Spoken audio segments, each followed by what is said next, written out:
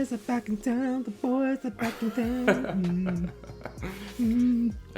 So we wanted to do an episode that is primarily based on NFTs and our understanding of NFTs, because there's so much information out there that people shouldn't listen to or read, and people are making up crazy opinions about NFTs. So we thought it'd be good to get our experience of it, and also invite someone on who has been in the game longer than us. And spin on our chair, so back and forth. Yeah. Oh yeah. And stop spinning on the chair back and forth. But yeah, so I suppose boys, a good place to start is You're still doing it. You're still doing it. Yes, you are still doing it. I feel like one of those people in town now. It's meant to be a professional outfit here. Boys are back in town.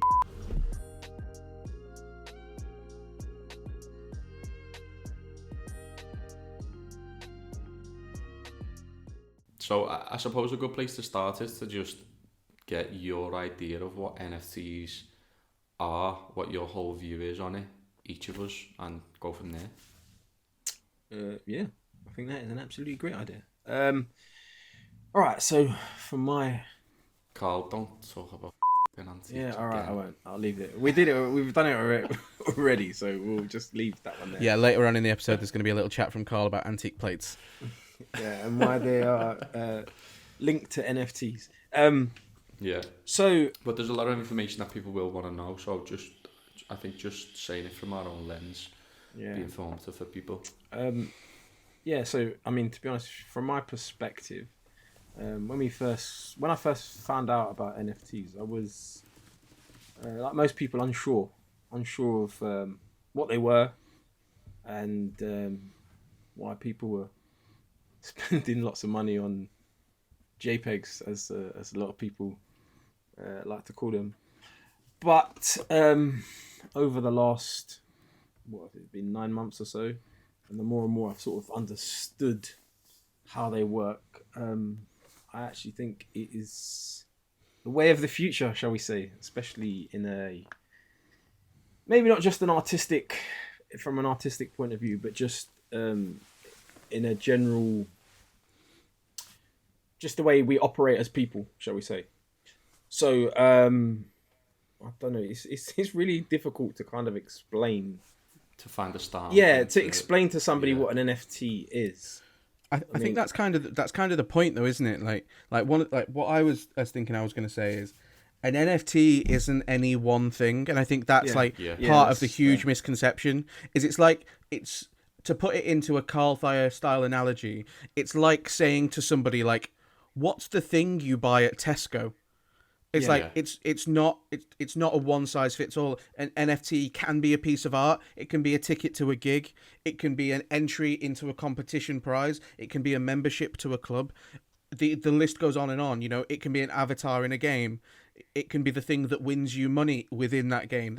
There's a million and one things an NFT can be. It's a digital asset, like form for you to then put the value into, and whatever shape that value takes is then what it means to you. Yeah, exactly. I think you're spot on, actually. Yeah, and I think cool. Podcast over then, Carl. Thanks. Yoni nailed it. Yeah. See you later. Bing. I think trying to simplify it for people is even more difficult because of it's such a nuanced product in a world of no nuance. It is the way I've heard it described. Like, there's so much to it. It's not just black and white. And in this society that we're in at the moment, and in the way things are moving, everything is just, you're either evil or you're good, or you're either a dickhead or you're not a dickhead. Yeah. You're either racist or you're not racist. And people have lost the grey area in between. And this product is just complete grey area. So I think it's at such a difficult time for people to understand. But to put it simply, from our perspective, it's the art that's driving it, isn't it? Yeah, absolutely. Yeah, I don't know whether it's a new avenue of opportunities when it comes to being an artist. That's the way I think of it. It's like it's creating more opportunities for more artists to do more work. Yeah, absolutely. You can't, and if you have to separate, I think, from a customer's perspective and an artist's perspective. I was talking about this on another podcast, a way to sort of describe it simply, and the problem is that there's two different types of people. Well, there's probably more different types of people involved in the NFT space that are primarily driving the market. There's artists, and then there's speculators. Yeah. So the artists are creating artwork, and collectors are buying that artwork, just like they've bought expensive artwork physically for the past how many centuries. Yeah. And then there's speculators, people who are seeing this artwork go up, or this token go up for sale, and they're buying it expecting it to gain value, and they're buying it specifically to invest in it so that they think they're going to make thousands or millions on the other end. You've got to separate those two things. Like, not one of us on this call or on this podcast are investors in NFTs. We own NFTs that we think have got good value for what the people who created them have give to the customers in terms of benefits of owning them and things like that, and the community that they're a part of. But we're not investors, and I think that's where the negativity comes in on the NFT side. We are simply just artists who create NFTs for ourselves, our collectors, and now companies with the contracts that we work with as well. I think you're half right, in my opinion. I think we might, you could consider us investors, but I think there's a difference between the two words you used, investors and speculators. So, I have looked into, I'm getting old. My life is, feels like age is advancing very quickly. So I've looked at, pensions and stuff like that. And I think a lot of people, because NFTs are so young and so new, are like, how can I buy something and then tomorrow it's worth 100 times? Yeah. How can I buy something for 100 quid and get 10 grand by the end of the week? Whereas, I own a couple of NFTs, but my reason for buying them, like you said, is because I like the artwork. I believe in the project. I believe in the artist. If I sell it in 10 years and the market has gone up 10% every year, I'll make a decent return. And I think the market for NFTs still needs to mature into that market where people realize that you might buy, one Ethereum or some Solana or some Dogecoin or whatever, but buy it because you're going to hold on to it for 5-10 years because the market will go up. Yeah. That's like the more mature way I think of looking at investing is like, what's the value going to be in 10, 20, 30 years when I want to use it to retire, not when I want to use it to buy a new car next weekend. Yeah. And sort of goes back to that lack of nuance I was saying before. Yeah. It's either something's going to make you £1 million or it's not, and it's like you can't really just go into an industry like that. Like I can see exactly where the negativity comes from. But for us, it's been nothing but positive. Yeah. I mean, have either of you had any negative experiences with NFTs so far? No. I can't think of it. Not necessarily in terms of what we've been doing, but so one of the biggest things that I'm sure we'll talk about a bit more when it comes to NFTs and these big NFT drops is the community. So I'm on the Discord server for a few NFT projects that I thought looked interesting, wanted to keep up to date with what they were doing. And one thing that you do get is a lot of people trying to scam you, trying to pull the wool over your eyes. You'll be in the Discord group for X NFT, and somebody will DM you fraudulently saying you can get early access. Just send 0.15 Ethereum to this wallet, and you'll get you can mint early. And a lot of people are falling for stuff like that. And I've had conversations with people about this fact where they go well, it's just full of scammers, isn't it? And I was like, no. There are some shady people on there, but there are shady people in all walks of life. We've all seen those daytime BBC shows about cowboys that turn up to old women's houses and say, I'll redo your driveway for 800 quid. They give him the 800 quid and that guy fucks off. But you're not going to turn around and say, well, all builders are scammers. We should stop builders. Yeah. And again, you're absolutely spot on, mate. It comes back to that, the no nuance thing. It's you've had a bad experiences. There are bad experiences to be had. There are bad experiences to be had with everything. What I would say to everybody about every industry you get into, especially when it comes to investments, always, as everybody says, only put in the amount of money that you are comfortable losing, because there is risk to it all, and do loads of research. That is key than anything. Like anything in life that you want to buy, you know, whether it be a house, a car, or whatever. The fact of the matter is, you will do your research first. Do you know what I mean? You'll get the surveyors in, you'll get the house checked out, you might get a mechanic in to check the car or whatever, depending on the quality of the car you're buying, or whether it's a new car, you'll make sure it does, you know, everything you need it to do. So why would you go into the crypto world or the NFT world blindly and just spunk your money up the wall? You just wouldn't do it. Like you'd have to like, it doesn't make any sense. You have to do your research, and like anything, there are chances. There's chances, like you said, in all walks of life. You just need to be wise to it, and you know, just not click on every single link, as people tell you when you get emails. So when someone says, "Yeah, I've got a check here for $2 million waiting for you to go into your, I'm the king of some obscure country, and you're a family relative, Prince of Nigeria, has left you, you know, a load of money." You know it's a scam. You're not going to click on the link. So the same thing with that. You just have to just be vigilant in what you're doing, and keep an eye on everything. And we've all had those emails, and again, loads. Nobody goes ban emails.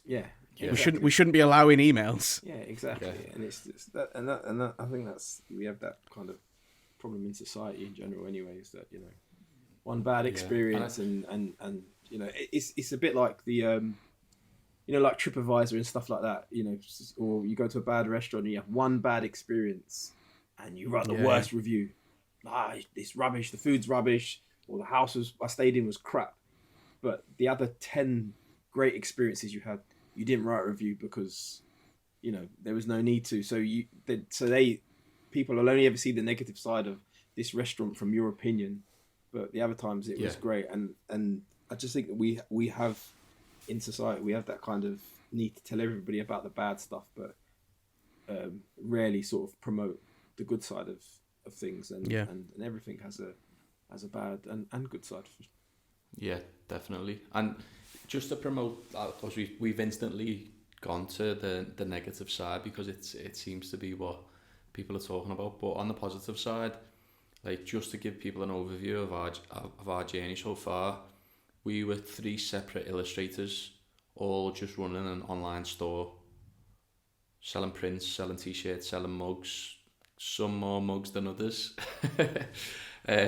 All trying to just make a living as an artist, doing contract work, doing commissions for football clubs, for BBC, for anyone that I pay, essentially. And since we got involved in NFTs, we've noticed that there's a gap in the market for good digital artists, and our experience of it has been, we've put some content out, we've put some artwork into that space, and it's been rewarded by, well, on its merits, really. It's been rewarded on our consistency in the work we've done over the past 2 years. We've met countless people now who are working for big companies, big gaming companies that have given us contracts to work with them, which is, you know, it's amazing for us because it's a good opportunity for us to expand our careers in the field that we've always wanted to expand them in. And the people that we're working with, like I said, there's been really amazing people that we've met, and I'm sure we'll meet many more. Great companies that have got NFT projects that are doing good things for their communities. And when we say communities, it's sort of like it's a very broad spectrum of what we're talking about. But basically, if you're doing an NFT project now, it's a way of cultivating your fan base and your community in a digital way. That's the simplest way I can put it. It's a way of getting all of your fans, all of your community, everyone that's like you, and providing benefits to each other within that community. And the best NFT projects can do that for people, and are doing that for people. So that's sort of just my input on the positive side of it and what you can achieve in just a short space of time. I was just going to say, it's almost, I would say that NFTs and it's almost like a private members club, isn't it? Yeah. Where effectively, you've got this NFT is your membership card to this club where you get X amount of benefits, and you can, whether it be over a period of time or long term, and the difference, I guess, with NFTs is that there's a value for you to sell your membership to somebody else in the long term, whether it be a higher value at some point or a lesser value, depending on where the sort of project goes. And I think that's key for people getting into NFTs, is they have to believe in the project they're getting in. You don't just join any membership club for any reason. You could, look, there are going to be people out there that buy NFTs based off the artwork alone. I know I've bought an NFT just because I like the illustrator and I like what they do, and there was no prerequisite that I was going to make £1 million off it in, like you said, in the short term. It was just the fact that I liked what they were doing and the way they did things. Not bought any of mine yet, because they get sold out too quick. So yeah, I mean, that was why. Callie, did you buy Manbug? Did you? Nope. Foxman, I think, was the one that Callie needed. What was the purple Hulk? The Colossus. Can't remember. That was it. Yeah. I've lost my trail of thought, to be fair. We'll put some pictures up of them. Yeah, okay. Yeah. And you can buy them here, and no. Yeah. So yeah, it's like I said, I think it's a private. It's like a access card to a private members club, and from our perspective as illustrators, someone's got to create the artwork for that membership card. And like I said, as much as a customer, I've got a few NFTs that some in which I believe in the artwork and what they're doing, and others were just because of the benefits of what I might get as a member of this private club, if you like, and that's from a customer's perspective. But as illustrators ourselves, someone has to create the artwork for all these NFTs, and that's kind of almost where we have come into it, because it is now becoming a career path for us. And as I'm sure I've alluded to it on previous pods, but you evolve as an illustrator over time, and you can't. There's no set path. You kind of know what you want to do and where you want to get to, and I'm sure there's plenty of goals we've all sort of set along the way. But I know for sure when I started on this journey, NFTs wasn't one of the things I thought, yeah, that's definitely where I want to be. But it's kind of where we've ended up, and I'm extremely proud of what we've achieved over the last few months and the short time we've been working together, and it just bodes well for the future. And I just think that sometimes in life you just have to go with the flow, and that's kind of what we've done. We've obviously seen the NFT scene explode, and we've kind of had a look into it, and obviously we've had advice from loads of different people along the way. But yeah, from an illustrator's perspective, someone's got to create the artwork, and I do think, especially in Europe at the moment, there's a gap for the likes of us and many other illustrators to get involved. You just need to make the connections with the right people, and yeah, hopefully it will flourish. And I think that's what makes us so special, is that there's 3 of us doing it. And that's not to say you can't do it as an individual. Of course you can do it as an individual. There's loads of individuals that do it. But it just helps. It's just helped us with our bond and the progression in what we're doing together. Yeah, I absolutely, mate. I echo everything that you've just said. I think just trying to maybe to talk about it from our perspective as Untitled Artwork as an organisation. I think we've still continued to approach this with the same methodical approach that we would any project, any client, any partner that we're going to work with. So, again, coming back to that idea of not trying to see it as a bandwagon you can jump on and ride for quick riches. Mm-hmm. We've very, I say this candidly, we've very much talked ourselves out of work, in the sense that we've come to people, we've discussed the projects with them, and we've taken it very seriously. We've been very serious about it, because it is still, at the end of the day, it is a creative process. It's work, it's our craft, and we've talked ourselves out of work, because there have been people that have have approached us and have wanted to do that kind of, let's all get rich quick scheme kind of thing. And we've said, well, no, like that's not the side of it that we find ourselves on. Mm-hmm. We want to be part of the NFT community in 5, 10, 15 years. We see it as a thing with a bright future and a very open horizon. And I think I would just say to anybody listening to this, any artists and any illustrators, in the same way that you attack all of your work and all of your clients in a very professional way, do the same with NFTs. It is a little bit of it's a vast and dramatic landscape out there at the moment. But try and think of it as work the same way that you take your own career seriously. That's what we've done. And it's what we continue to do. And I think trying to then move that into a more positive light, the people that we're working with at the moment, I think have all got really, really cool visions for their own future. So, by the time this comes out, we'll have just done a Twitter Spaces with the guys at Sports Icon who we're working on a collection with that I think is going to drop in sometime in April. Yeah, end of April. Yeah, those guys did a collection end of last year, I think, or maybe beginning of this year or something, that was called Sports Lions, and that is like it's a really cool thing. So like, just last month, League Cup final, they picked I think 5 or 6 people that hold these NFTs. They gave them tickets to a box at Wembley to go and watch the League Cup final. The week before that, I think they gave people tickets to the Super Bowl. Yeah, that's crazy. I think they'd done tickets at like Madison Square Garden before. They gave people the opportunity to be on a Zoom call with Floyd Mayweather. They do.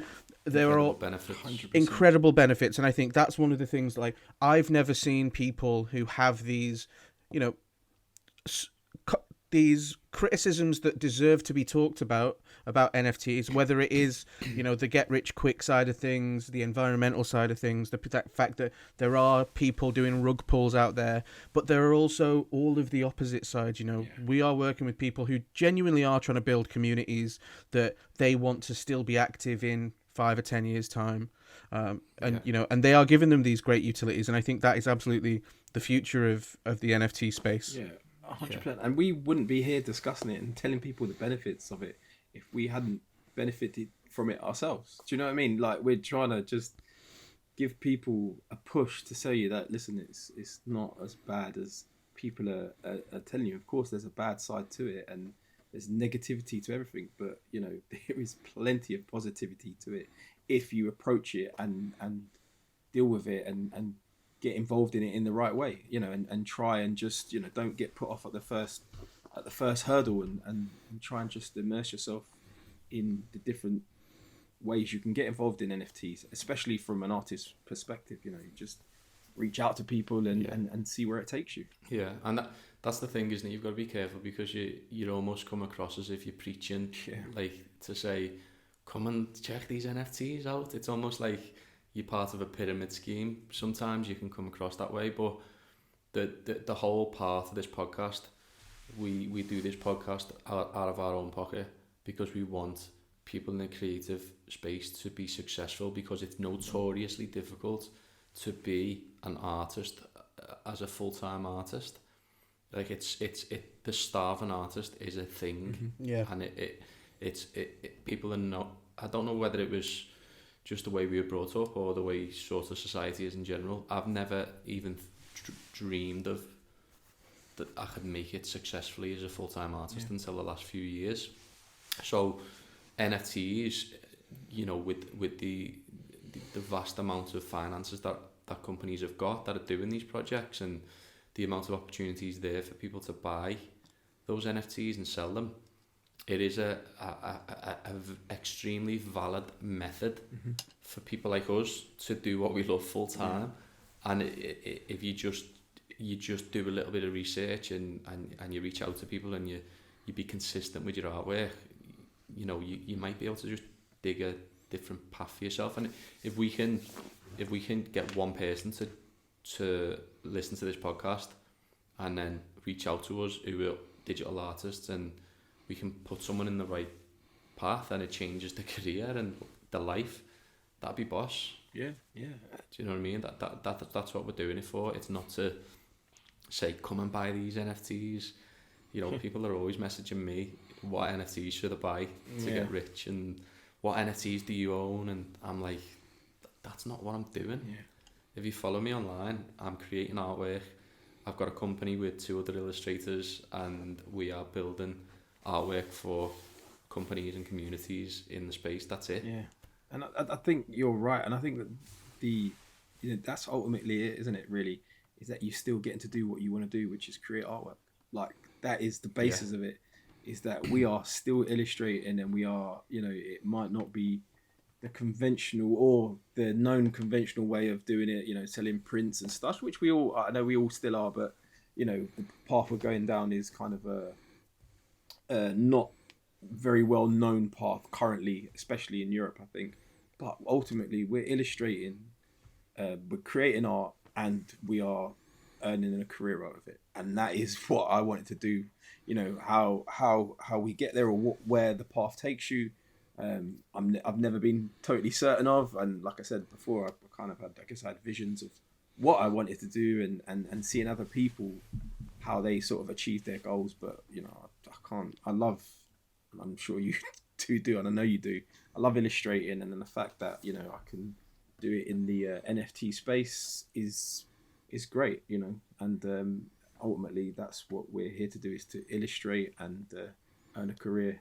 And we are currently doing okay, which is good. And I just we just want to show other people that you can do exactly the same. Yeah, I think back to something that Callie said as well. Like, you're right. I think because the conversation is so binary, like you said, like there's no nuance to it whatsoever. It can sound like either side is being very preachy. I suppose like what I think we're trying to say is just like, come at it with a blank slate. Do your own, don't necessarily just listen to what other people have said. Do your own research, and I don't begrudge anybody reaching their own conclusions based on their own research. You can come to whatever opinion you want to hold on any subject. But I think there are lots of good opportunities out there for people that deserve them, and they should be able to try and go and find them. I think it'd be remiss of us having a conversation about NFTs without talking about the environmental impact of them. None of us are like environment scientists, so I don't think we can be expected to have like the definitive answers. But I think we can certainly give our own opinions, and it's a complicated issue. There's no doubt that it's a really complicated issue, and I do appreciate that. On a lot of the different like coins out there, that they do have a big environmental impact. Minting on Ethereum does have a decent sized environmental footprint, but I don't think it's as straightforward as people think, because I think there is a strange thing, in my opinion, and listen, like for anybody listening, I am 7.5 years vegan, and the predominant reason I went vegan was for environmental reasons. So like, I am an environmentalist at heart. I believe in all that stuff, but I do think there's a strange thing that's happened over the past few years where the responsibility of protecting the climate, saving the environment, has been made this individual thing. And don't get me wrong, do what you can. If you recycle more, eat a little bit less meat to try and reduce your impact on the environment overall. But ultimately, like, for the environment to be turned in the right direction, it's not going to be you, me, whether that's on an individual level or even like a global level, that change it. That kind of change has to come from governments and huge conglomerates. And I think there's a little bit of just fear-mongering about the environmental impact of NFTs. 100%. Yeah, and it's sort of, you don't know what the impact of your little life is. Like, as we sit here now, I'm sitting in front of a laptop. I'm sitting in front of there's cables all over the place. Like, well, that's because you've just moved house. I've just moved, but just in general, there's 5 or 6 devices on this table right now that I don't know how they were made, or what resources they took up, or Yeah. So you've just got to look at it, like, try and find, if you're that interested in the environment and how bad the effect NFTs is having, do some research on it. And if you still feel I can make a living by doing this, but it's bad for the environment, then you can offset it. So there's other choices in other areas of your life that you can bring down your carbon footprint. Absolutely. Whilst still earning a living for yourself. For example, get a train to work instead of the car, or cycle to work if you're going to earn a living this way. There's a million different things. You can go vegan, you can eat less meat in general, you can eat less processed foods. There's so many things you can do if you are concerned about the environment, that can offset your other activities to forge a path for you to live the life you want to live. Yeah. Like, there's always a price, isn't there? Yeah, absolutely. And you just do your own research. You know, at the end of the day, it's like anything. If you're going to embark on a journey, you make sure you research it first. And if it's not for you, then that's absolutely fine. If you feel like, you know, the environmental impact is too much and it doesn't work for you, then, you know, that's absolutely fine. That's your choice. It's like anything in life. You make a choice you make a decision on what you've got in front of you, and you do all your research, and you can make an informed decision. And us sitting here and telling you that, you know, it's we deem it fine on our research on sort of the environmental side of it is just our own personal opinion on it. You know, you have to do it yourself and look into it yourself, and once you've done that, you can make an informed decision. Don't just listen to what people are telling you. Do it yourself. Do you know what I mean? When I say people are telling you, obviously when you're doing your research, you are going to be listening to what people are telling you, but do, you know, not just off the cuff remarks. And you know, look into it properly, look into the facts and see the figures and then weigh it up. And then, you know, if it's not for you, absolutely fine, carry on. If it is, and you realize that actually, you know, it's not as bad as I initially thought, or as you know, as terrible as some people are telling me, then, you know, you just carry on and just do what you need to do. Yeah. There's projects out there that are actively participating in regenerative activities. Yeah. So they're literally saying, if you buy our NFTs, we will plant 10 trees, or we will you know, use wind power for something. Like, there's actually NFT projects that are raising finances to be able to help the environment. Yeah, exactly. Like, what better opportunity is there to get involved? Yeah. You know, you might be harming it in some way, but you can't do anything without harming something. Exactly. Like you said, man, there's no nuances there. Yeah. There's no. No. I think, like, you know, there's like an age-old joke, like, how do you get a vegan to tell you about being vegan? Like, don't fucking worry, they'll tell you. Like. So I say this, like, understanding that that's the point of view. But one thing that I'm sick of, and it doesn't just apply to NFTs, this applies to a lot of stuff, is like, if you think that NFTs are bad for the environment and people shouldn't get involved with them, fine. That doesn't mean you have to go after people and bully them into sharing your point of view. I'm a very opinionated person. I love having conversations with other people who have strong opinions, but I don't try and, like, batter people around the head just to believe what I believe. And I'm sick of seeing that kind of stuff online. Like, you know, I see it in a lot of communities that we're involved in now as well. Like, people will post something that is just supposed to be positive. It's supposed to be bringing positivity to the people that have decided to join their career. And you look in the comments, and it's just negative belligerence. And I like, just keep that shit out of the fucking way, man. Like, it's not how you win anybody over. If you believe something, and you genuinely do, try and have a conversation with somebody, no doubt. Like, I'm all for that kind of stuff. But ultimately, you've got to allow people to come to their own decisions. And like you said, man, like, there are active initiatives trying to improve the environmental impact of NFTs and of crypto in general. You know, hopefully within the next, like, 12 months or so, Ethereum 2.0 will launch, and that's supposed to be carbon neutral. And I know there's a lot of stuff being spoken about where it's rather than minting stuff, I can't remember exactly what the phrase is now, but it's like, it's all built on you being staked within the system, isn't it? Which is supposed to greatly reduce the carbon footprint. There's loads of stuff. It's moving, as we've said. It's a really young industry. But I think there are lots of people out there doing really cool things, doing really exciting things, and ultimately, like, I hate to sound like very finite about it, but if Facebook thinks the metaverse is coming, the metaverse is coming.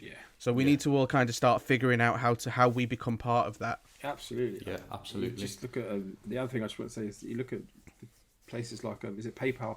PayPal have started accepting crypto. I mean, listen, Yeah. PayPal is one of the biggest. Everybody here has used PayPal, I'm pretty sure, and I'm pretty sure everybody listening to this would have used PayPal. And if big organizations like that are starting to use crypto and those types of things, it's not going away. Let's put it that way, and it's going to be the future. And for an illustrator, I think it's, if you can get in now, is a great time to enter before, like everything, it becomes a saturated market and it's difficult to get a job.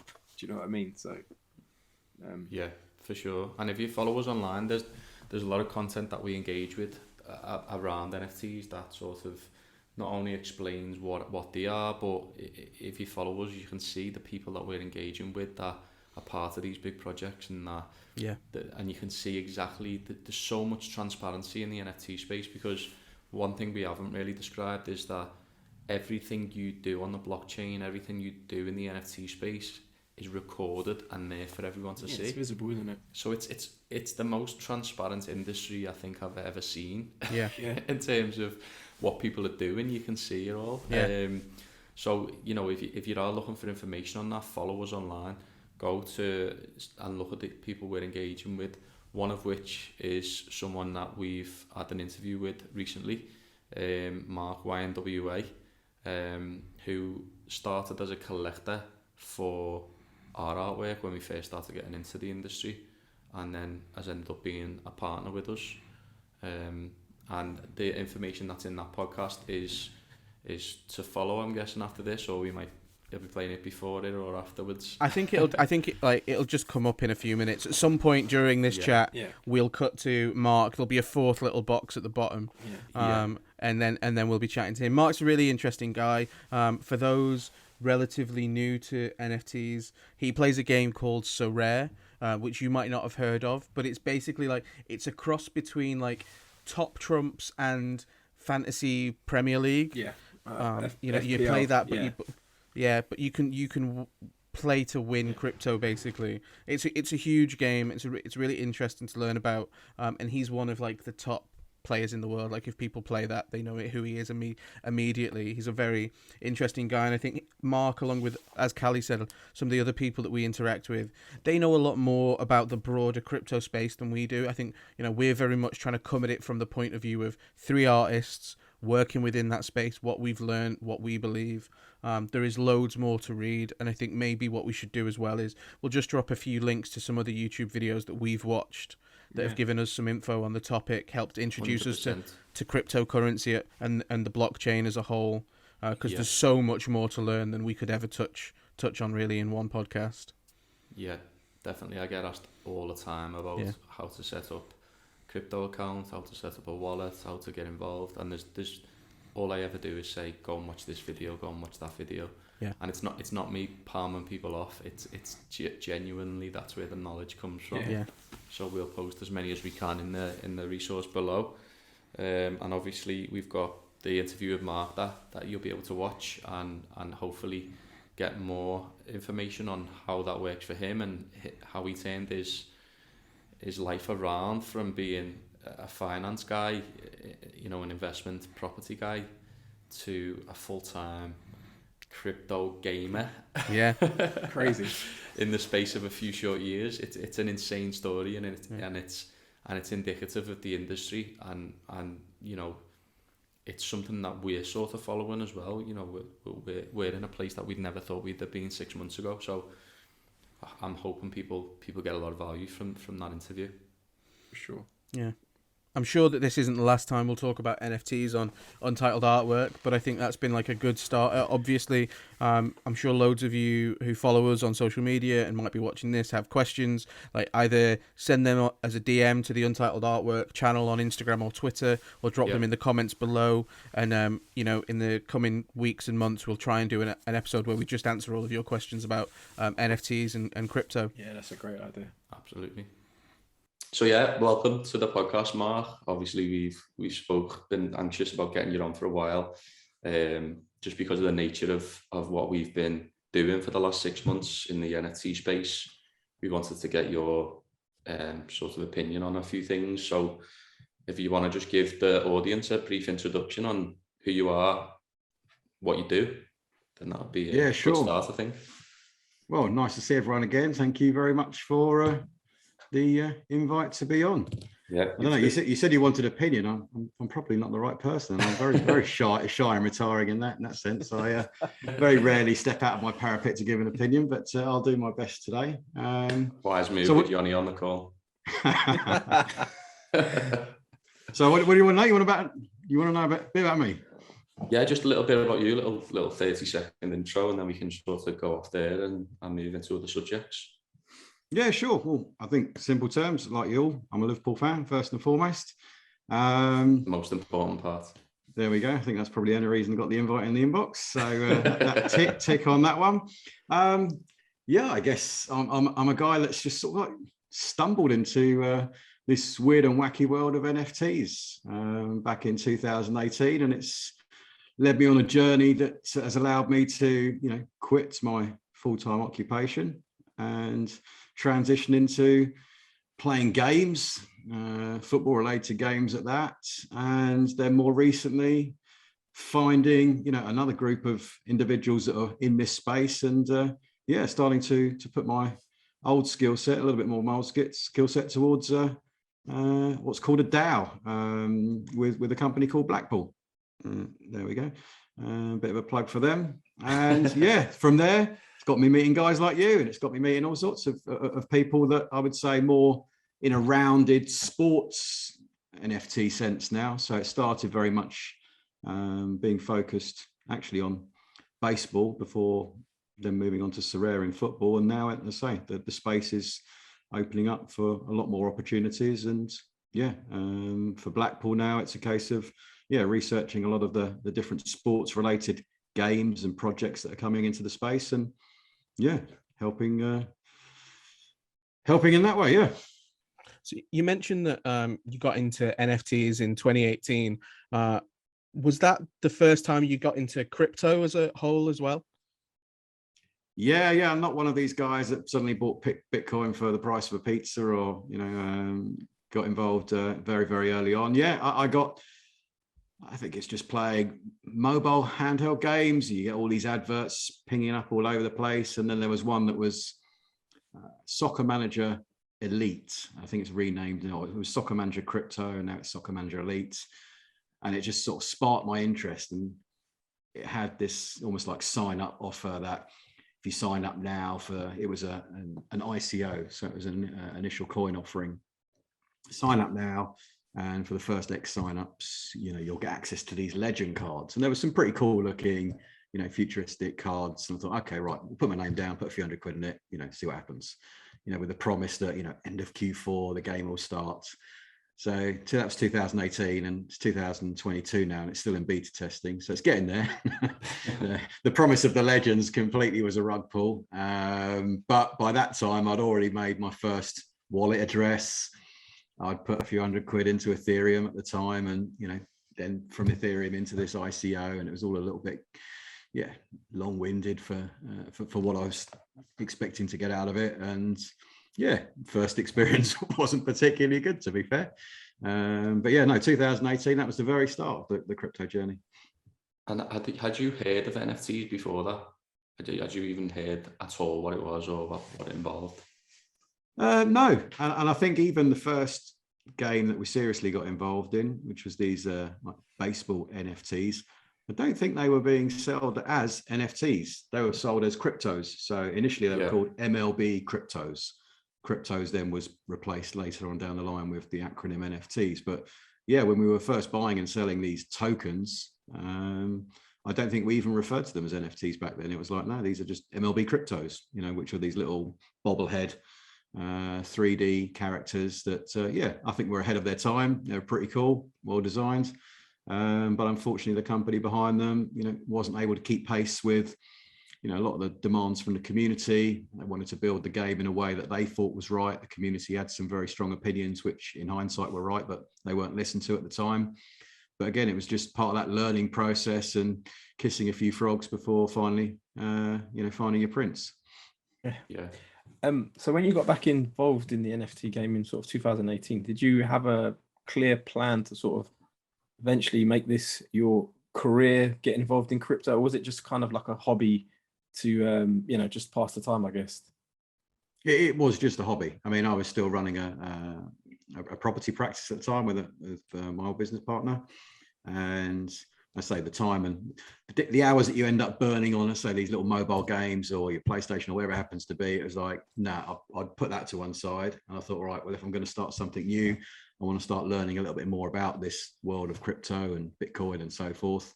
And so it was actually, more and more spare time that got me involved. The game I was involved in, I was on the baseball side, was predominantly US centric, so was able to sort of like manage that through the evenings and silly hours in the morning, so it wasn't encroaching really on my sort of like day-to-day role in the office.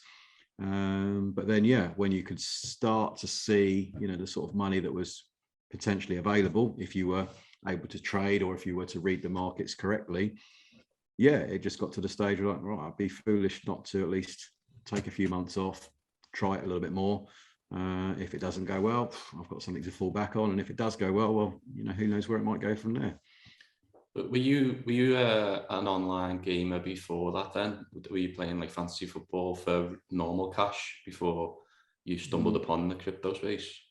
No, I've never been a bettor, a gambler per se. I've never bet on Liverpool, never bet against them, but I've never bet on them. Wouldn't rule that. I mean, I might sneak a bet. I mean, I used to have a bet once a year on the Grand National, or I used to, maybe, get one of those offers where, guess the winners of the World Cup groups, which were pretty easy to do, and but never, other than never lottery ticket once a month. No, I wouldn't classify myself as a gambler at all. No, fantasy football I'd give up after 2 weeks. I mean, I'd give up at the beginning. You can only choose 3 Liverpool players in the 11 anyway, so it makes absolutely no sense to even pick a full starting 11. I think there was one in the Mirror maybe years and years back that allowed you to pick all players from the same team. So did that one season. But other than that, no. Fantasy football, FIFA, maybe back in 10, 15 years ago. I enjoyed more the trading aspect of the coins and the cards, making sure that I had always had enough coins for the Liverpool inform players. Other than that, I was absolutely hopeless at playing the game, but I could read the market and I could trade the cards. No, it wasn't even, I wouldn't, maybe Football Manager was probably the one that I would spend the most time on. If I had a good save going, I'd get into that, but then you get introduced to women and alcohol and other bits and bobs, and even Football Manager takes a back seat. So it's interesting that you just got a complete newbie. Like how quick was it where you sort of seeing how much money you could make quickly? Like, was it a month, a couple of months? Was it a year? How long were you involved before you were like, I could change this into maybe doing this full time? To be honest, the money really wasn't the motivation. It might sound strange. It was more like about, I tried this baseball game and it failed, and that was a good 18 months there. Really? And it was, and I committed silly amount of time into it, literally from, get home after work, the auctions would be sometimes up to 4 a.m, but it wasn't just the auctions, it was investing time in the community. So I've already, to this day, I've got a Discord group, and there's 14 of us, and we're like OGs from that MLB game. And, what we've helped each other with along the way. I mean, since MLB has come and gone, I mean, it's still lurking in the background. There's still a chance that it might resurrect. But in the interim, we've all spun off. Some have gone into NBA Top Shot. I've gone into Surrey. I've taken a couple of people with me. Some have gone into more of the PFP avatars. But we almost act like a think tank to sort of like stop each other from making poor decisions in the future. So when you say, is it about the money side? I'd say it's definitely more about the knowledge, because I think the world of crypto can be quite a lonely and, it's a difficult environment to navigate if you're only relying on what you can learn and what you can read. And, I think only since joining Blackpool, about 12 months ago now, I think the biggest benefit I've enjoyed over the last 12 months is actually getting back on the bandwagon of getting more knowledge again, and being able to speak and chat with people on a regular basis that are, similar to myself, but they're bringing different skill sets to the DAO. But, we're meeting up on our stand-ups, 2-3 times a week, and then we're spinning off and chatting to each other individually. and it's being able to absorb knowledge from people that, you know, that you can grow to trust. So, you know, for my role, you know, I'm pretty simple. I'm just like, I've got to manage these football cards, and I've got to try and make sure that, you know, we get towards the top of the leaderboards on the fantasy football, you know, but there are other people behind the scenes doing all sorts of, you know, spectacular stuff that will allow Blackpool to grow and grow, to achieve their overall goal. But, you know, just going back to your question, no, it was never money. It was more, you know, do I see a future in it? Is there longevity in this? If it was a fad and it was like, okay, crypto, you know, it's come and gone in 2 or 3 years, then I could have gone, well, I tried it, didn't work for me, move back, you know, and go back into the world of property investments and so forth. But it was like, hang about, this industry's got legs, whether or not we can actually see it now, because, you know, 2019 was pretty much a bear market all year round. So even though we were enjoying what we were doing and we were buying stuff, and yeah, sometimes it was going well, you know, we were still having to buy through a very bearish period for crypto in general. And, you know, looking back at some of the early cards that I bought on Sorare, and you can put it into perspective now, you know, the rate between pound and Ethereum at the time for some of these cards was 100 to 1. You know, we're already in what some people are describing as a bearish market for 2022, where we've dropped from maybe £3,500 down to close to £2,000 for Ethereum. But it was only back in 2019. And, you know, your question, Yoni, about how early did you get involved? Some people were getting involved at 8 to 1 and 10 to 1. I mean, even 100 to 1 sounds expensive when you wind the clock forward. But it for me is like, every year that passes is another year to say that, you know, it's here to stay now. You've got nations that are taking up cryptocurrency as their primary currency now to replace their fiat. And, you know, there's so many more use cases now for cryptocurrency, for NFTs, that weren't around 2-3 years ago. So for me, even if we go through a difficult year in 2022, which looks like it might happen, doesn't concern me particularly, because we'll just come out stronger the other side when that next bull cycle. And if that next bull cycle is another couple of years away, then so be it. You know, there's a lot of people out there that are building some incredible stuff, which will then be of benefit to everybody, you know, later on down the line. I think one thing that I find really interesting about talking to you about crypto and about NFTs is, I think most people, you know, in the general public have this perspective of an NFT and of cryptos in general, that it is, it's like just got one specific use. So when people think of NFTs, I think most of them think of you're just buying some artwork.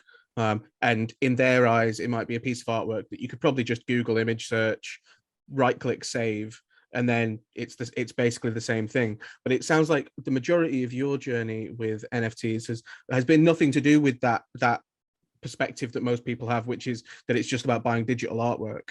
Yeah, no, I mean, I think you're right. I think when you come into this space for the very first time, you get lured towards things that you enjoy the most. And that's, you know, I think one of the big parts of the NFT journey is that it allows you to explore your passions a bit more. It allows you to meet like-minded people, and say, have spin-off communities where you can gain knowledge or share knowledge and benefit that way as well. But yeah, all of the NFTs that I went towards at the beginning, I certainly wouldn't conceive of leaving a job or a business where, you know, I'm having to buy something, and I've often refer to, you know, hot potato, buying something that I can only benefit from if I find someone else to buy it from me at a higher price.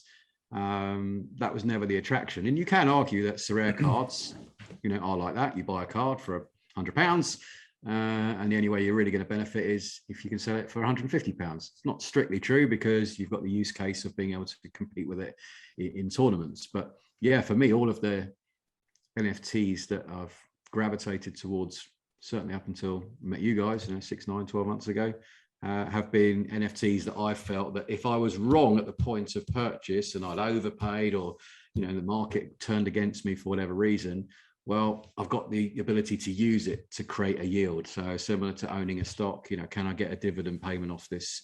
And I think, yeah, that's always attracted me. And it's only been in recent times that I've started to go, well, I'm probably stacked in terms of Sorare cards. There's not much more I can do there. And at the moment, unfortunately, I still don't see that many other games that have emerged to offer that same sort of utility that you can benefit from in Sorare. They are out there, but, you know, I've yet to really want to get my teeth into something like that. And so, yeah, it's been enjoyable to look at, you know, artists. And for me, yeah, artists that get involved in things relating to football, which is, clearly my passion.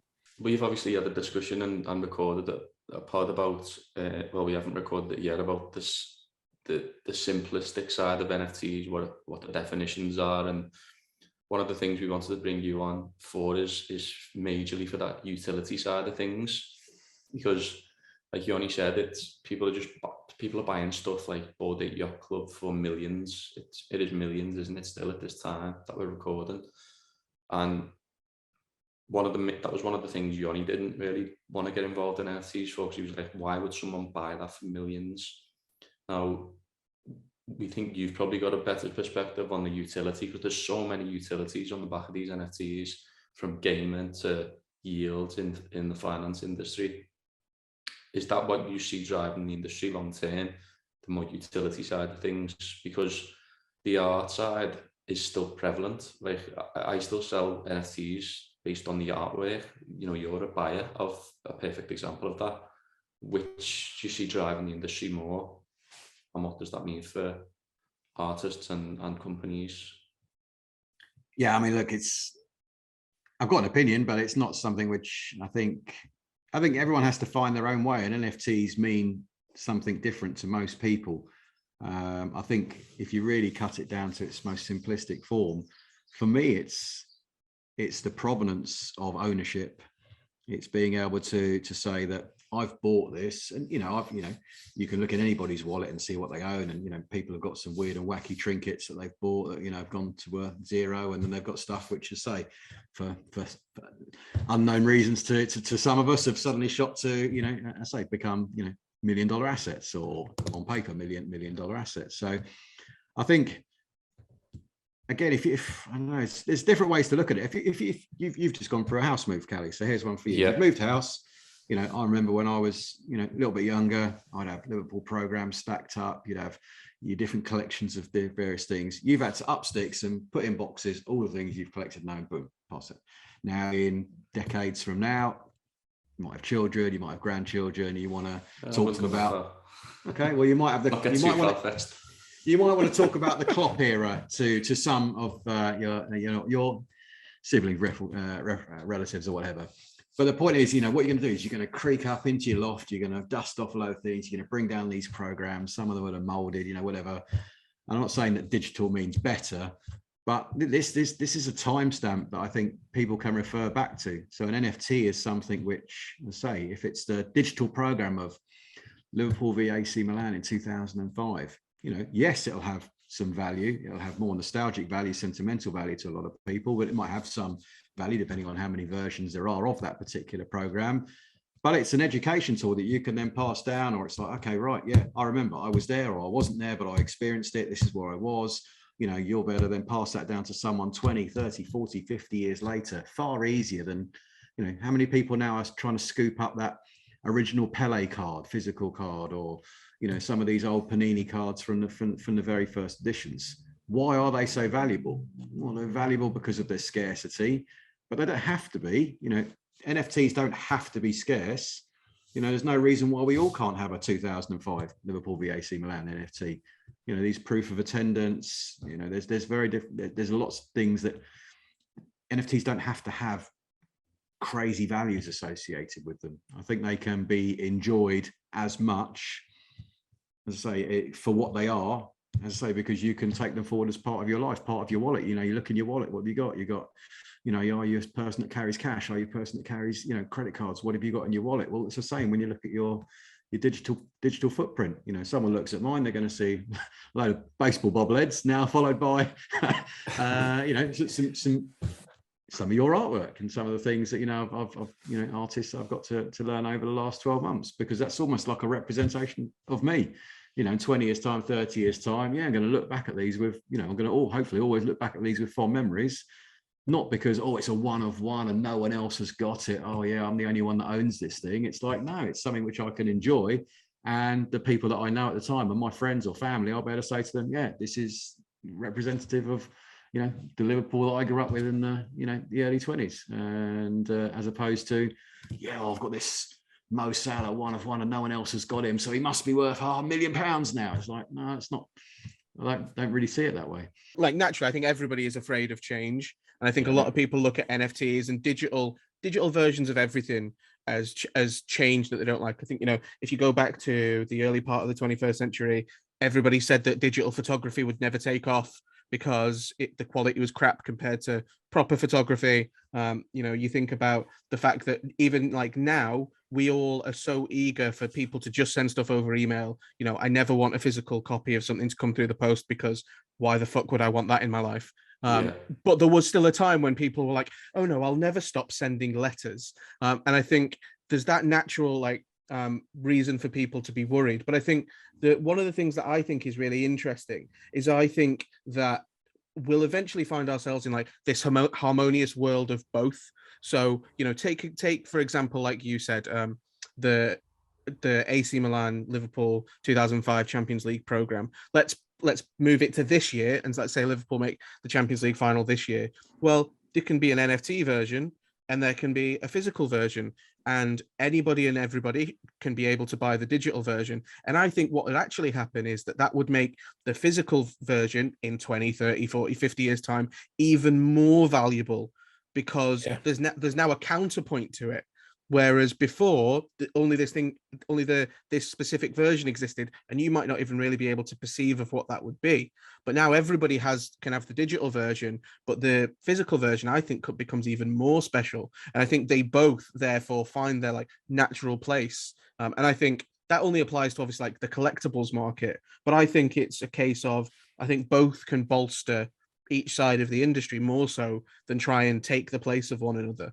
I think it's down to personal preference as well. I mean, we go to Anfield each week and we get a physical program given to you at the door. You know, you come home, chances are I'm going to read the program on the laptop more than I'm going to read, you know, the physical one. Pam, she'll go for it, you know, physically. But, you know, it's like, but then, you know, we've got a whole shelf of them behind us, got a whole stack of them around the corner. Got, you know, at some point, it's like, well, I think we're a bit more transient, nomadic these days as individuals as well, or we can be, and you know, just moving from place to place. And I think it's the ability that we've now got the ability to have things stored digitally. Whereas previously we didn't. Previously you had to carry all your stuff around with you. Now we don't have to. So it is a choice, and people do prefer, you know, pen paling, you know, pen and paper and so forth. And you know, no one's going to stop that. You know, no one's saying you can't go down the post office and put a stamp on something and send it from A to B. But there are ways that you don't have to go to the post office now. You can write the same thing, you can press send, and it can be to someone more effectively, more efficiently. So I think NFTs, you know, they will solve, you know, and they will help certain processes become more efficient in the future as well. And as you said, they'll provide people with options, an alternative. Do you want the physical version? Happy to ship that to you. Or would you like it digitally? And I can provide that to you with a proof that it was sold by me on this day and that you are the registered owner of whatever you're buying off me. You're totally right. I mean, so far we've sort of discussed the positives of the NFT world, and there are many positives, as we all know, because we're all involved in it. But sort of from your opinion, what do you sort of perceive as the negative sides of sort of the NFTs, and what could be the downside in someone getting involved? Yeah, I think the negativity only stems from, I wouldn't say ignorance, that's probably too harsh, but maybe just people not wanting to learn or listen. You know, it's like, I think people, when you say, as you said, NFT now divides opinion, it can be, you know, divisive, and someone's, you know, quick to make a judgment. Oh, I've done well in NFTs in the past. Yeah, NFTs are the best thing in the world. Yeah, great. I love NFTs. Or, oh, I'm either too late, I've not got involved in NFTs in the past, or I heard someone say something bad about NFTs. Oh, NFTs are bad. Oh no, I'm not going to touch those. So I think, you know, I don't think personally in 5-10 years, I don't think we'll be referring to them as NFTs. I think, you know, they'll find, you know, each different type of NFT as we know them now will find a way to describe themselves differently. But, you know, because it's too broad to categorize everything as NFTs. Absolutely. But I think the negative side is that people are too quick to jump on the bandwagon. And I think, you know, we're all on Twitter. It's a cesspit at the best of times. And I also think because people during the bull phase of the last bull phase for NFTs did so well, that people have got, you know, incorrect expectations of, you know, how to manage and behave with NFTs. Not everything you touch turns to gold in 5 minutes. You don't buy something, but people have been doing that. They've been finding loopholes, or they've been getting involved in projects early. They've been getting benefits of being an early adopter, but then not being able to apply that when they get involved in something a little bit later on. Oh, I'm too late. Okay, well, it must be a scam, must be a rug pull. Oh, I'm too late. Or, oh yeah, no, I'll get involved in the next one. So I think because we've only got a few years of history of NFTs, and on the grand scale of things, there's only a few case studies that you can really get your teeth into. It's still so very young, but yeah, I think the negativity comes from people having wrong expectations of the market. It's you can put money in the stock market and you lose 5% in a day, but I think the average person investing in equities has a little bit more of a rational approach and go, okay, yeah, you buy something, and from the very minute you buy it, it's going to go one of two directions. Whereas with an NFT, I think people put so much pressure on, right, I need to make, that person's making so much. Oh, I'm seeing that person make so much. Oh, they're doing really well. I buy something. Oh, it doesn't quite go that same way. Oh, it must be a scam. I've been scammed. NFT's a scam. Okay, right. And then all these voices are going out there spreading negative news versus all the noises going out there spreading positive news. There's no middle ground. So it's tough to know. You have to be on one side of the fence or the other. And if you haven't, unfortunately, yet to receive any enjoyment or benefits, it doesn't have to be financial, but if you haven't received any benefits from your NFT experience, maybe it is quite difficult to, say, these are good, but you don't see someone go, NFTs are amazing, but I've been really unlucky. I've never heard anyone say that. Oh, I wish I got involved. Oh no, I've been unlucky here, but I do really love NFTs. Doesn't happen. It's like, I've been unlucky, therefore NFTs are against me. Something's gone wrong. I think you're totally right, and I think it's the perception of why you're getting involved. If you're solely getting involved to make money, then you kind of have to look at your reasoning behind it, because some people will buy NFTs not to make any money at all because they like it. It's the same thing of going to the shop and buying a pair of trainers that you really like, or an item of clothing, or painting, or put it on the wall. Something that you really like. People buy these digital assets just for the fact that they love them, and I think that. I think there's like you said, I think there's a perception that many people want to get involved in it because they think they're going to make money. That's the sole reason. And of course you can make money like in any sort of field you get involved in. But I think that when you get into a digital world or the NFT world, you have to kind of lower your expectation and ask yourself the reason why you're getting involved, and just make sure that you kind of, follow that path. And you might be lucky to make money, you might not, but as long as you manage your expectations right, then I think it's a really good field to get involved in, but you just have to sort of manage your expectations on it, really. I think that's where people can't get their head around, this person has just spent X 100,000 on something, because again, that's no different to someone going down their local car dealership and going, I'm going to spend 10 times more than someone else would spend on a car, or I'm going to go and buy a yacht, or I'm going to go and buy a helicopter, or I'm going to go and buy a plane. And it's like, well, they can't, my limit is I can go and buy a nice Audi. Okay, well, fantastic. Go and enjoy your Audi. Well, next person next to you is going to buy a Bugatti. Doesn't mean to say that they're wrong in buying the Bugatti, just because that's not in the same sphere as what you're looking at. So, okay, well, I want my Audi to double in value because that guy's Bugatti's going to double in value. It's like, well, it doesn't quite work like that. And, and I think you see it more in games. I mean, I don't have enough knowledge of the art world because I've only dabbled in the stuff that you guys have showed me. But in the gaming world, it's always, people are looking, the grass is always green over there. Okay, grass is greener over there. Or, I'm like, oh, they're making more than me, or, I need to be doing this. There's a lot of enjoyment, but there's also a lot of hatred going on, because people feel as though they're always jostling for position. Yeah. Oh, I want the best for me. I want the best for me, whilst trying to pretend to show everyone else, I want the best for everybody. But ultimately, I want the best for me, and there's still so much greed out there, and with greed comes opportunity. So it's we've got a long way to go before any of these markets really mature to the stage where it's like the stock market or anything like that, like the property market. I mean, we're going to be bouncing up and down off the back of crazy rumors, and this person buys this, and this person runs away, and there's going to be so much of this that goes on in the next few years.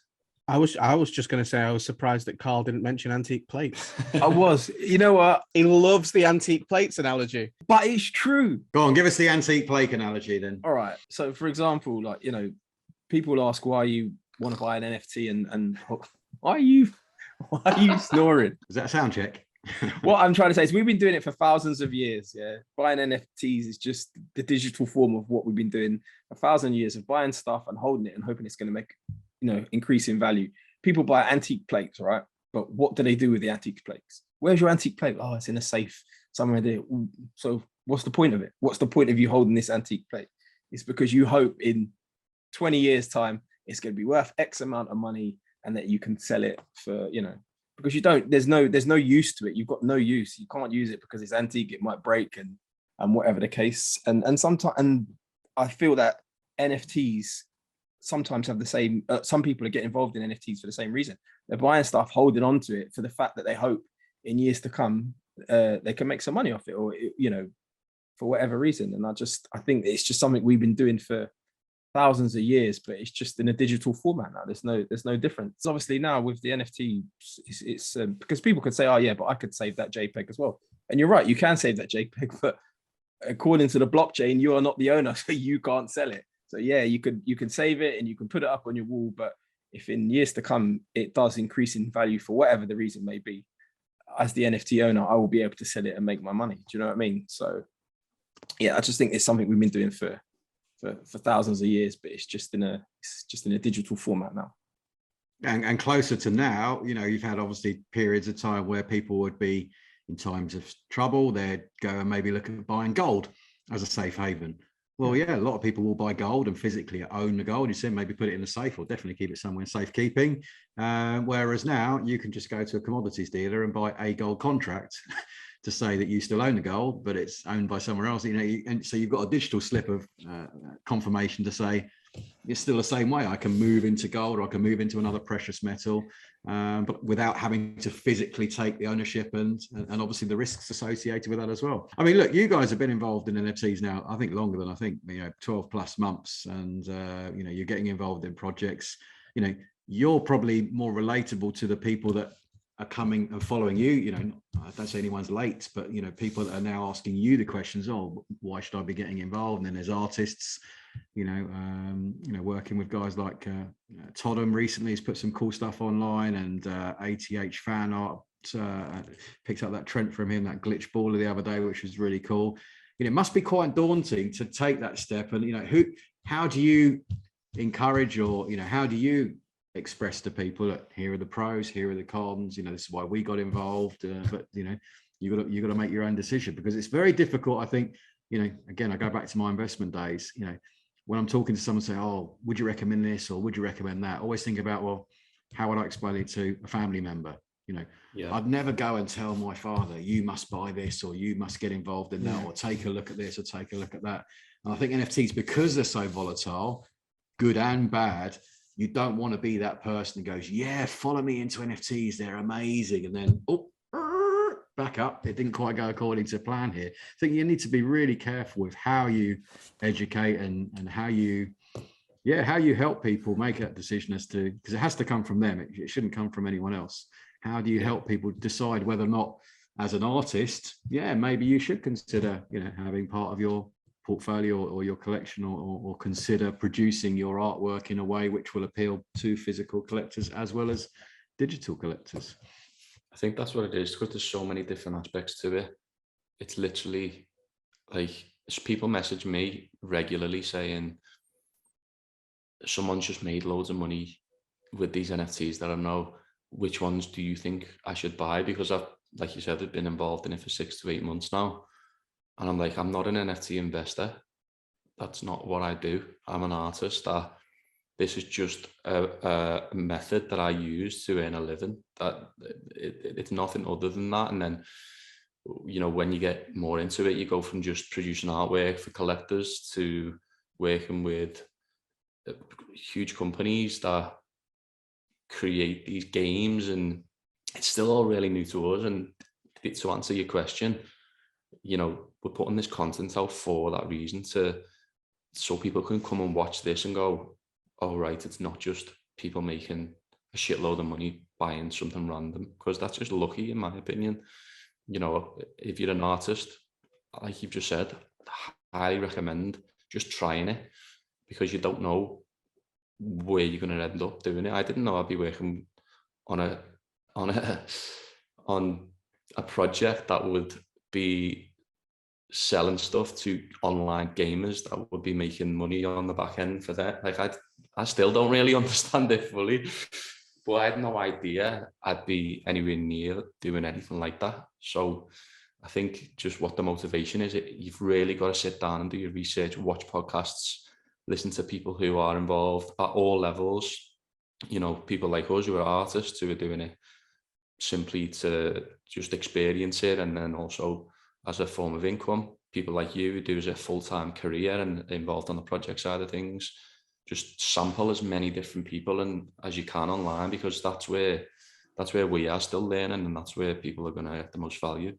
Yeah, you're right. And I think from my perspective as an artist, that all these NFTs that are out there, all of them have got a artistic face as such, or you know, there's a piece of art that represents this NFT, and someone somewhere's got to make that piece of art. So why not somebody who's an illustrator or an artist, you know, do it? Because that's exactly kind of how we've got into it. You know, is we don't we're not behind the utility side of it. You know, there's the people we work for and the stuff we've been involved in. You know, they decide on what the utilities and how it works, but someone's got to create the beautiful art, and that's where, as illustrators, we come into it, and like Kelly said, it's a career, and it helps you. You know, it's like no different in a way to doing a job that for somebody who, it's not NFT. You know, if someone wants to create some digital assets for a TV show or you know, a magazine or whatever the case is, somebody's got to create it. There's an illustrator out there's got to create it, and for us, that's kind of our entry point. On the flip side of it, as an illustrator, you've also got the option of being able to sort of create your own collection of art and NFTs and offerings. You know, further down the line, you might be able to be in a position to be able to offer utility to people and stuff. So, you know, there's scope to do a lot more sort of with people and individually as yourself. But yeah, definitely from our perspective, I'm sure I speak for the other boys as well, that yeah, someone somewhere has got to create the art, and we're I think, especially in Europe, especially in sort of the European, maybe not so much in the US because it's a bit bigger, but I think there's a gap in the market for illustrators to get involved in Europe, and yeah, I think it's a good entry point for illustrators. Obviously, you've got to make sure you're working with some good people like yourself, Mark, and if you get some good people with you, yeah, I mean, I just think it's a great way to earn a career, really. Yes, it's almost offering another parallel world of jobs. You know, yeah, you guys have obviously found a way, a niche, a following, you know, a way that, you know, you can enjoy, you know, doing what you do, and others enjoy that through you. And as I say, you can earn your livings through, you know, commission-based work, through, you know, extension of your personal work, and people like that. I think these early NFTs, you know, they're almost like auditions. They're almost like, you know, ways that you can sort of like get your stamp out there, get yourself known. I say, I mean, look, the project that we're all working on together has evolved from, you know, me getting to know you and you getting to know me from, you know, we're all relatively new in this journey, and it's like, okay, well, strip it back down. You guys have got your skill sets as creatives, illustrators, you know, and the things that you're doing.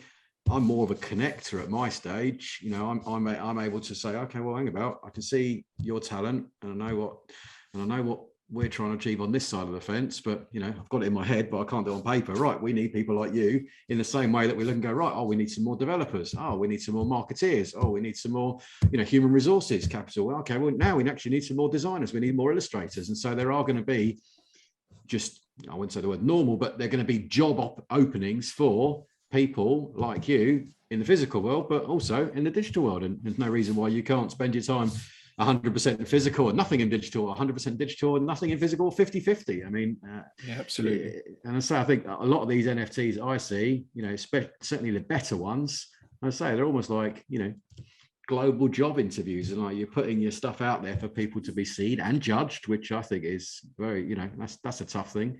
So hats off to you for, putting yourself out there to be judged. But when you're judged positively and you're given the praise, then I think, there's, door openings left, right, and centre, because I don't see any let up in how quickly this digital space is going to continue growing.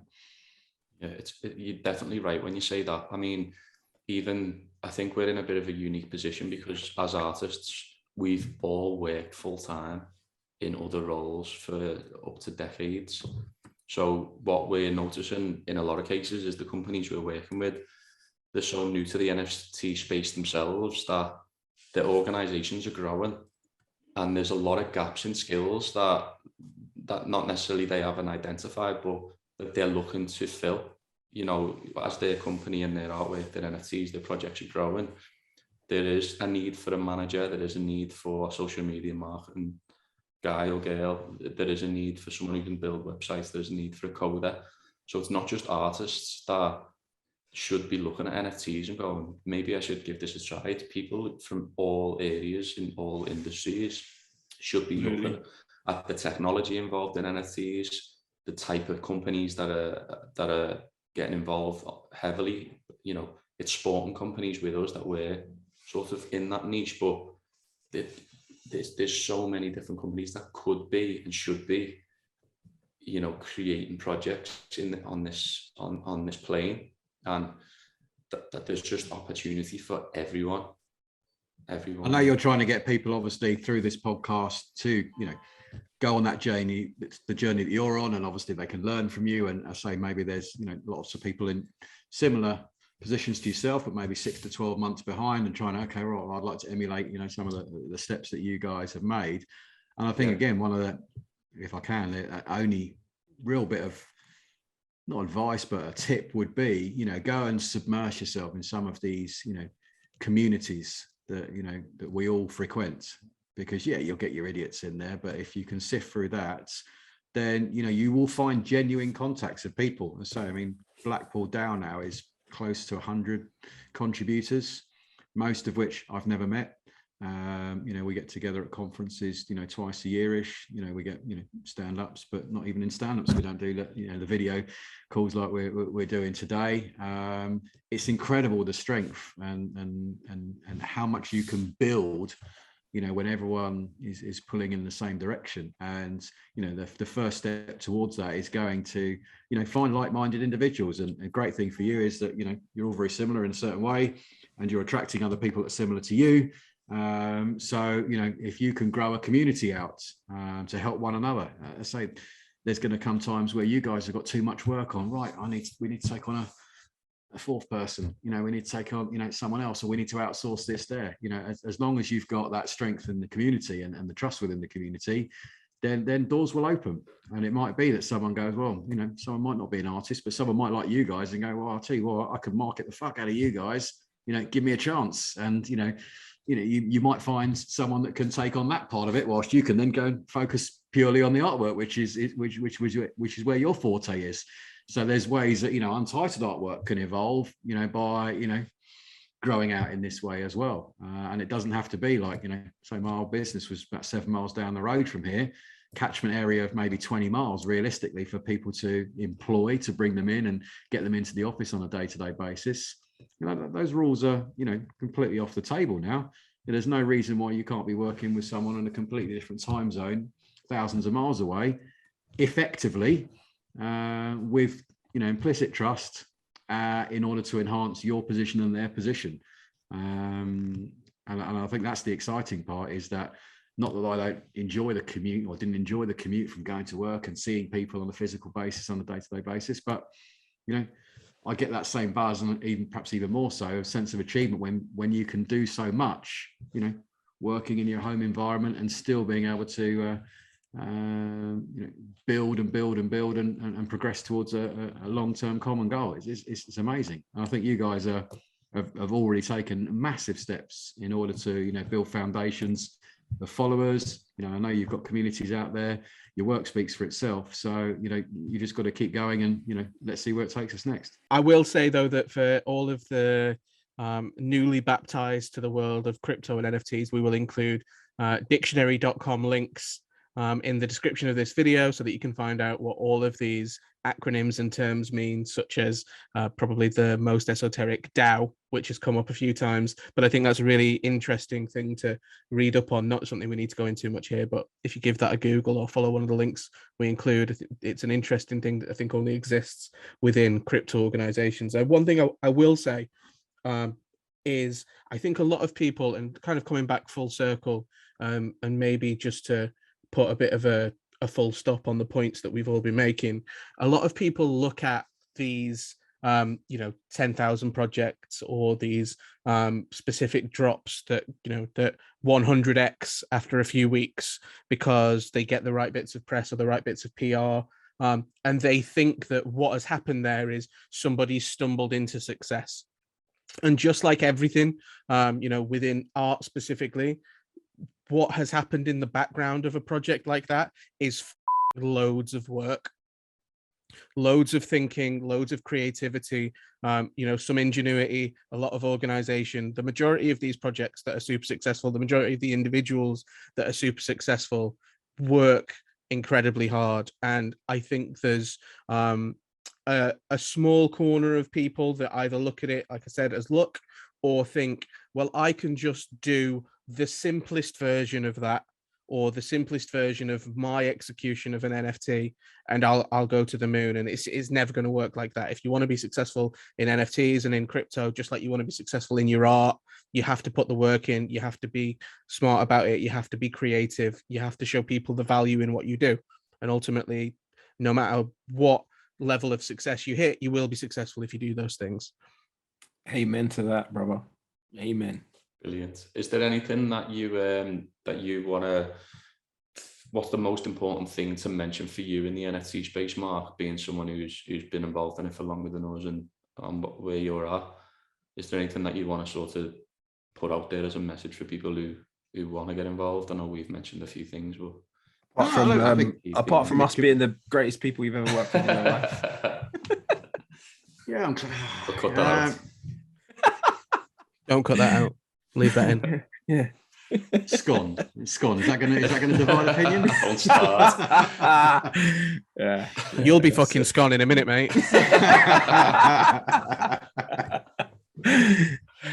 No, look, I think the tips are, just read. There's so much out there, and and find your own route. A lot of people, as you've touched on, Yoni, and I think you've all touched on, is like I think everybody does use money as a barometer for success, and yeah, why not? For a lot of people, it's the way of life. How many pounds you got in your bank account? What size house? It's sadly, rightly or wrongly, it is a way of life that people judge, their success on it. But NFTs is even more under that microscope. But I think if you get suckered into that, then you're missing the bigger picture, because if you're going to allow the money to influence whether or not you like it or don't like it, and you said at the beginning, Karl, you've approached it from the wrong reason. I think there's no shame in whatever level you can afford to start out with. If you're a buyer. I mean, if you're a creator, then obviously it's down to how much time you want to devote to it without knowing what you're going to get on the back end. But there's no shame, or to lower yourself into this sector slowly, gently. Be cautious. Speak to other people, and do the same research that you would do in any other. I'm going to college this year, right? Or I'm going to do this, or I'm going to go. I'm going on holiday, right? I'm going to do. Going to do my research before decide where I want to go. And it's no different here. Just because someone else from 3 to 5 years ago looks like they're making money hand over fist, doesn't mean to say you're going to jump onto a train that's moving 200 miles an hour. Get on the train, get your seat, get ready, make sure you got your ticket, facing the right direction, and just wait for the train to go. That it's going in the right direction. You're on it. Just because a train goes past you 50 miles an hour doesn't mean to say that you can't still be successful as well. Because unfortunately, or fortunately, your first experiences do naturally influence, how you feel about it. So try and make sure that first one is positive, and the way to do that is stick to things that stick with people that you like and trust, and so you just increase your chances of making that first transaction or decision a positive one, and then enjoy the journey. Don't make it all about money. If the money's there and it'll come, accolade, it will come.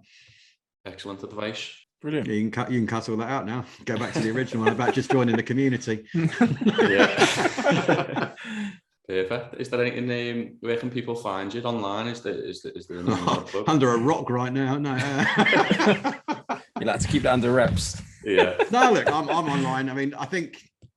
Look, I've enjoyed a really, I've been playing Sorare for 3 years now, and Sorare is just, it's growing huge, and I've been fortunate to be a part of that from day one. I play the game aggressively. I try not to mince my words if I get asked a question. I have put myself on a little bit of a social media curfew at the moment, so you will only find a lot more Liverpool related stuff, a lot more art related stuff, and less Sorare flexing for the time being. But I'm around, don't worry about that. But if you want to talk all things Liverpool, then I'm around. I'm keen to just I'm not saying I'm going to go and buy a ton of art this year, but I'm really fascinated to watch artists transition or start to put more of their work online as well, because there's some really cool stuff that's out there. You can get in touch with me via you if you like. You're my agents. If that means we get 10%, I'll be so that deal's done. That deal is done. I've got these metaverse stars. Metaverse stars. Yeah, that's something that we can definitely potentially do another podcast about when we. Oh, you don't put any alpha in this one? God, put some links down below. And all what are people going to tune in for if there's no alpha? That's true. Sound awesome. Great. Thank Thanks you, Mark. for coming on, Mark. Really appreciate it. On. Yeah, I think the viewers will definitely get some value from it, and like I said, the video that we're going to do to preface this, is it, Yoni? Is that the right word? To preface this will hopefully make it more simplified and lead into your content a bit better as well. So hopefully it'll help. No, thank you. I hope it helps. And look, I mean, I've goes without saying, I've enjoyed our journey to date. We got to know each other a lot better. There's in your testimony, there is a lot of work out there, and I think you just need to get yourself out there, and if you're good, you will get recognised. Absolutely.